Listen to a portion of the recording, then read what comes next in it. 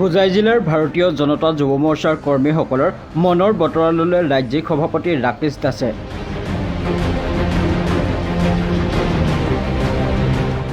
অখিল ভাৰতীয় বিদ্যাৰ্থী পৰিষদৰ পৰা নকৈ ভাৰতীয় জনতা যুৱ মৰ্চাৰ সভাপতিৰ দায়িত্ব লাভ কৰা ৰাকেশ দাস শনিবাৰে দুদিনীয়া কাৰ্যসূচীৰে উপস্থিত হয়হি হোজাই জিলাত।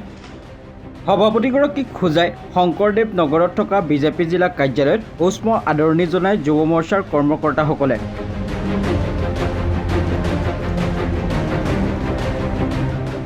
সভাপতিগৰাকীয়ে কৰ্মকৰ্তাসকলৰ লগত এক বৈঠকত মিলিত হৈ মনৰ ভাৱ বিনিময় কৰি বুজ লয় মনৰ বতৰা। ভাৰতীয় জনতা যুৱ মৰ্চা ৰাজ্যিক সভাপতি দায়িত্ব পোৱাৰ পিছত যিহেতু যোৱা 21 তাৰিখে ৰাজ্যিক সভাপতি হিচাপে ঘোষণা হৈছিল, তো তাৰপিছত বিভিন্ন জিলাই গৈ সাংগঠনিকভাৱে সকলো কাৰ্যকৰ্তাখিনিৰ লগত একবাৰ ভেট কৰা, সাক্ষাৎ কৰা আৰু তেওঁলোকৰ লগত আলোচনা কৰা। তো সেই কাৰ্যসূচীৰ অন্তৰ্গত আজি অলপ আগতে নগাঁৱত আছিলোঁ, এতিয়া হোজাইত আছোঁ, আজি দিনটো হোজাইত থাকিম।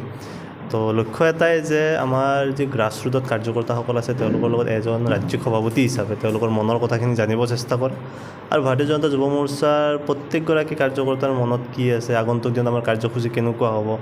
যোৱা আমি 11ৰ পৰা 13 তাৰিখলৈকে ভাৰতীয় জনতা যুৱ মৰ্চাৰ ফালৰ পৰা সমগ্ৰ অসমতে 126টা সমষ্টিত আমি বাইক ৰেলী কৰিছোঁ। তো সেই স্বাধীনতা দিৱসৰ লগত সংগতি ৰাখি প্ৰত্যেকগৰাকী যুৱ প্ৰজন্মক যাতে স্বাধীনতা দিৱসৰ মাহাত্ম্যটো বুজি পায় তাৰ কাৰণে আমি চেষ্টা চলাইছোঁ।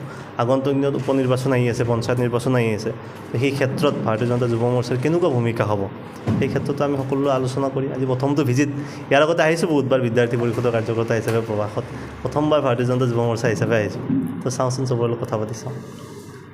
আগতে অৰাজনৈতিক সংগঠন হিচাপে, ছাত্ৰ সংগঠন হিচাপে কাম কৰি আছিলোঁ, আদৰ্শ এটাই আছিল ৰাজনৈতিক সংগঠন, কিছু কথা কোৱাৰ সাল সলনি হ'ব লাগিব, কিছু ৰাজনৈতিকভাৱে মন্তব্য কৰিব লাগিব। তাৰ উপৰিও যুৱ মৰ্চাক গ্ৰাউণ্ডত কেনেদৰে শক্তিশালী কৰিব পাৰি সেই ক্ষেত্ৰত আমি বিভিন্ন ধৰণৰ কাৰ্যক্ৰম ইতিমধ্যে হাতত লৈছোঁ বা আগন্তুক দিনত নিৰ্বাচন আহি আছে যিহেতু কিছু কাৰ্যক্ৰম নিৰ্বাচন কেন্দ্ৰিক হ'ব, কিছু কাৰ্যক্ৰম আমাৰ সাংগঠনিক কেন্দ্ৰিক হ'ব।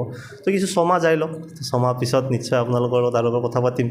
এতিয়া সদ্যহতে ভাৰতীয় জনতা যুৱ মৰ্চাৰ সকলো কাৰ্যকৰ্তাক বুজিব চেষ্টা কৰি আছে।